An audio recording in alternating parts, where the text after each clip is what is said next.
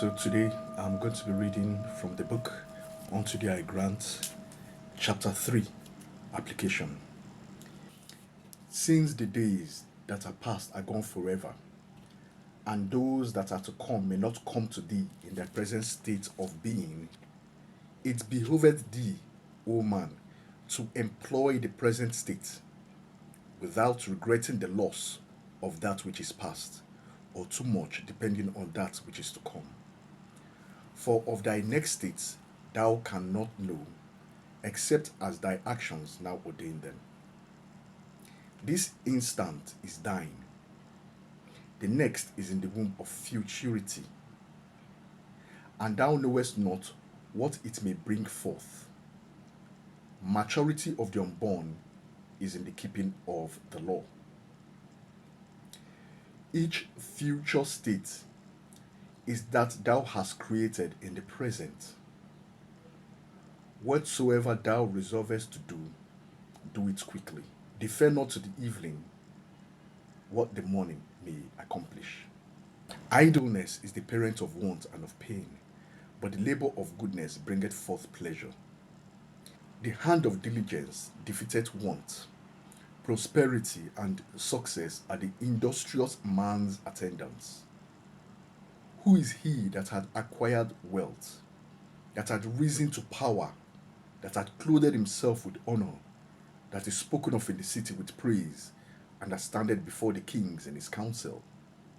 Even he that hath shut out idleness from his house, and hath said, Sloth, thou art mine enemy. He riseth up early and lieth down late. He exercised his mind with contemplation and his body with action, and preserveth the health of both. The slothful man is a burden to himself. His hours hang heavy on his head. He loitereth about, and knoweth not what he will do. His days pass away like the shadow of a cloud, and he leaveth behind him no sign of remembrance. His body is diseased for want of exercise. He wisheth for action, but hath not the power to move. His mind is in darkness, his thoughts are confused.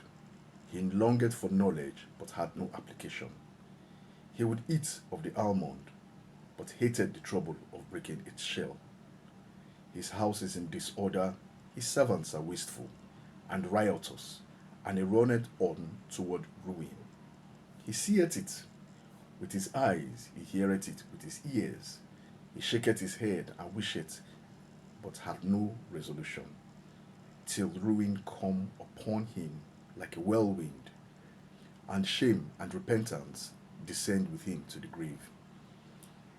Yet shall come a day when from the heavens thy soul returneth, and shall gather up the dust and animate it. Unto thee I grant the economy of life application. Have you noticed that most people that are very successful, it has to do with commitment, being able to be very present in what they are doing, being able to focus on something. One of the things you can often do at the end of the day, sit down and ask yourself, what have you done? Record it in your book. How has your day gone?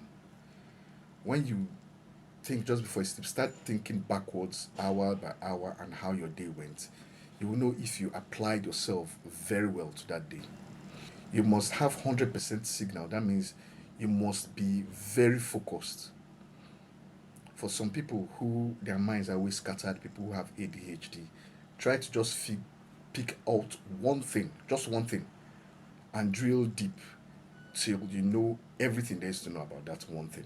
Then move on. I said you should exercise yourself, is not just physically by doing physical exercise, emotionally, having emotional intelligence. That is, always try to see things from other people's point of view. When you're able to do that, you'll be more balanced. That's emotional intelligence. Knowing what to say, when to say it, seeing things from another person's point of view. It's just like looking into the mirror, because we are each other's mirrors. So have that emotional intelligence. Then mental exercises. Read good books. Books are very important because All this knowledge is condensed into books. I sometimes wonder what would have happened if the library at Alexandria in Egypt was not burnt by those marauding people. I think it was one of those Romans or whoever it was that destroyed the library. You can imagine all the knowledge that was lost. So read good books and then spiritual exercise. Commune with God. Commune with God as if your life depended on it. It is said in the good book of the Holy Bible, we wrestle not against flesh and blood, but against principalities and powers and wickedness in high places. You cannot do it alone with your physical body. You need to be able to commune with God to be able to do these things. So I hope this application will learn to apply ourselves diligently to what it is we want to do. Have that thing where your mind, the fire, the air, the water, and the physical are in sync. Anything you say, mean it with your heart, mean it with your mind, and focus. Thank you very much and stay blessed.